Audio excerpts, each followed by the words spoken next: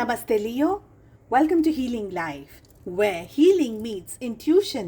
जहाँ आपकी हीलिंग मेरी इंट्यूशन से मिलती है, यहाँ से सिर्फ और सिर्फ ग्रोथ एंड प्रोग्रेस ही होता है। हम कर रहे हैं सितंबर 2025 के लिए रीडिंग। क्या कह रही है एनर्जीज, क्या कह रहे हैं कार्ड्स। इसके अलावा अगर आप किसी सोलमेट या ट्विन फ्लेम कनेक्शन के अंदर हैं, जानना चाहते हैं कि किस तरीके से आप स्पीड अप कर सकते हैं अपने रीयूनियन एंड यूनियन के प्रोसेस को, एक इन्फॉर्मेशन मैंने शेयर की है। आपको ये इन्फॉर्मेशन यूट्यूब पे मिल जाएगी पोस्ट के सेक्शन में, फेसबुक पे मिल जाएगी और मेरे इंस्टाग्राम हैंडल पे भी मिल जाएगी। किस तरीके से आप अपने यूनियन के प्रोसेस को फास्ट कर सकते हैं। ठीक है, 31 अगस्त के दिन आपको करनी है ये चीज़ें, तो ज़रूर से वीडियो को चेक करिएगा। चलिए 2025 सितंबर का महीना क्या लेकर आ रहा है आपके लिए, लेट अस सी, लेट अस फाइंड आउट। आपके मन में जो भी सवाल हो, जॉब करिए, हेल्थ, वेल्थ, फाइनेंसेस एक्सेट्रा को लेकर के, उन क्वेश्चंस को ध्यान में रख करके आप इस रीडिंग को फॉलो कर सकते हैं। साथ ही हम जानेंगे आपकी लव लाइफ क्या लेकर आ रही है एंड एंजल्स की तरफ से गाइडेंस एंड मैसेजेस भी लेने वाले हैं।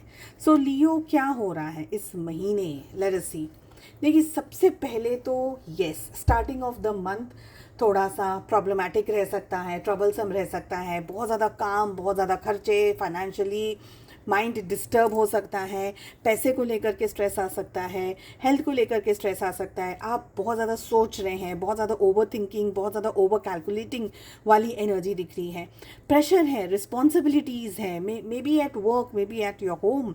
आप बहुत ज़्यादा चीज़ों को ठीक करना चाह रहे हैं, बहुत ज़्यादा सोच रहे हैं, बहुत ज़्यादा समझना चाह रहे हैं कि भाई अब इसके बाद में मैं क्या करूं। कुछ चीज़ें बन रही हैं, कुछ काम बन रहे हैं, ज़्यादातर आपके काम नहीं बन पा रहे हैं। तो स्टार्टिंग ऑफ द मंथ की एनर्जी दिख रही है। पहले के 15 दिन स्ट्रेसफुल रह सकते हैं, परेशानी वाले ज़्यादातर यहाँ पर मुझे दिख रहे हैं। हेल्थ को लेकर के, खुद को लेकर के, परिवार को लेकर के कोई ना कोई चिंता, कोई ना कोई ओवर थिंकिंग, कोई ना कोई इल्यूजन, कोई ना कोई सिचुएशन बनी रहेगी जो कि आपको शांति से न सोने दे रही है, न कि आपको शांति से रिलैक्स होने दे रही है। पीस नहीं मिल रहा है, ओवर थिंकिंग चल रही है, बस चली जा रही है, चली जा रही है। लेटर आफ्टर 15 डेज की एनर्जी दिख रही है।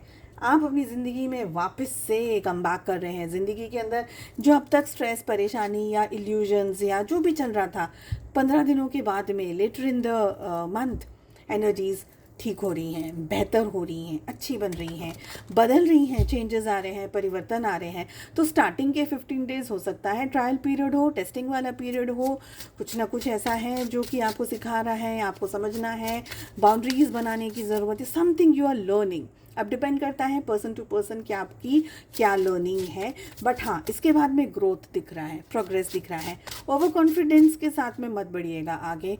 अपने गोल पे, अपने लक्ष्य पर आपका ध्यान होना ज़रूरी है। ओवर थिंकिंग करने के साथ साथ में बैलेंस करिएगा, डीप ब्रीदिंग करिएगा। ऐसा नहीं है कि कोई जल्दबाजी में डिसीजन ले लिया और चीज़ें बैकफायर कर जाएं। तो चेंजेस हैं, डेफिनेटली आपके काम में चेंजेस आ रहे हैं, आपकी हेल्थ में चेंजेस आ रहे हैं। इश्यूज़ अगर अब तक चल रहे थे, स्ट्रेस चल रहा था, परेशानियाँ चल रही थी, तो सारी चीज़ें ठीक भी हो रही हैं। ऐसा नहीं है कि नहीं हो रही हैं, बट फिर भी मैं यही कहूँगी, be a little bit more careful वाली एनर्जी आप लोगों के लिए मुझे ज़्यादातर आ रही है।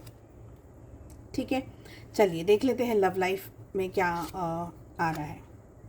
अच्छा, एक और बात यहाँ पर मुझे आ रही है, और वो ये है कि अगर आप किसी से गाइडेंस ले रहे हैं, किसी से बात कर रहे हैं, पूछ रहे हैं कि अब मुझे क्या करना चाहिए, किसी से आप सलाह ले रहे हैं, ठीक है, तो वो व्यक्ति की सलाह को समझिएगा ज़रूर। ऐसा नहीं है कि बोल दिया, सुन लिया और चीज़ें उसको जस्ट छोड़ दिया, ऐसे नहीं। अगर आपको कोई सलाह दे रहा है, अगर आपको कोई बता रहा है कि ये चीज़ ऐसे मत करो, ऐसे करो, तो देन प्लीज़ अंडरस्टैंड, आपकी ओवर थिंकिंग नहीं, आपकी लापरवाही भी कहीं ना कहीं आपको चोट पहुंचा सकती है। तो रिस्क भी नहीं लेना है, न्यूट्रल में चलना है, बहुत स्पीड में भी नहीं जाना है, बहुत स्लो भी नहीं जाना है। तो न्यूट्रल में आपको आपकी स्टार्टिंग के 15 डेज निकालने हैं। इनफैक्ट अगर कहूँ तो पूरा ही महीना निकाल दो, बेहतर है। ठीक है, लव लाइफ में क्या हो रहा है?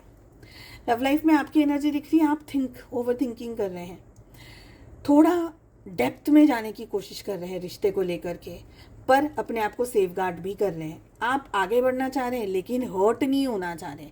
आपको रिश्ता चाहिए, पर्सन चाहिए, प्यार चाहिए, मोहब्बत चाहिए, पर कमिटमेंट सामने वाला दे, एफर्ट सामने वाला लगाए। आपके पार्टनर से आप कुछ ज़्यादा एक्सपेक्ट कर रहे हैं, पर मुझे लग रहा है कि ये ज़रूरी भी है, क्योंकि आपके पार्टनर ने आपसे बहुत सारी चीज़ों में क्लैरिटी पूरी तरीके से नहीं दी है, या आपके पार्टनर ने पूरी तरीके से जस्टिस नहीं दी है रिलेशनशिप में। ओके तो इस समय आपका सेफगार्ड करना, अपने आप को संभालना, अपने आप को बचाना, अपने आप को प्रोटेक्ट करना बिल्कुल जायज़ लग रहा है यहाँ पर मुझे।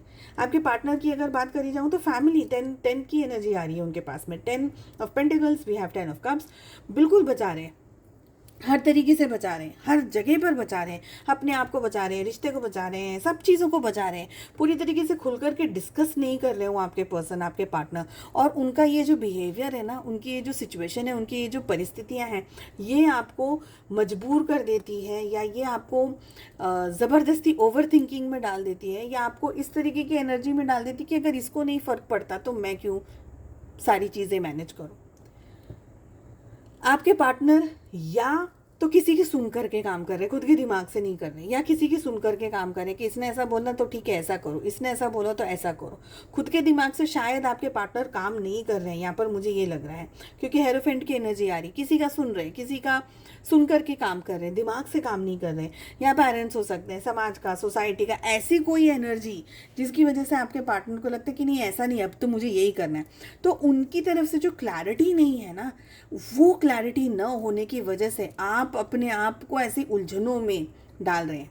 देखिए यहाँ पर हमारे पास में 10 की एनर्जी आ रही है, यहाँ पर हमारे पास में 10 की एनर्जी आ रही है, यहाँ पर हमारे पास में 10 की एनर्जी आ रही है। ठीक है, तो 10 of September can be an important day. 10 of सितंबर हो सकता है। ओके कुछ ऐसा कि इस दिन कुछ हो सकता है कि दिखाई दे आपको कि यार इस दिन ही सही में कुछ हुआ है। ऐसा भी हो सकता है कि दिखाई नहीं दे बट ऑन सोल लेवल हो सिचुएशन।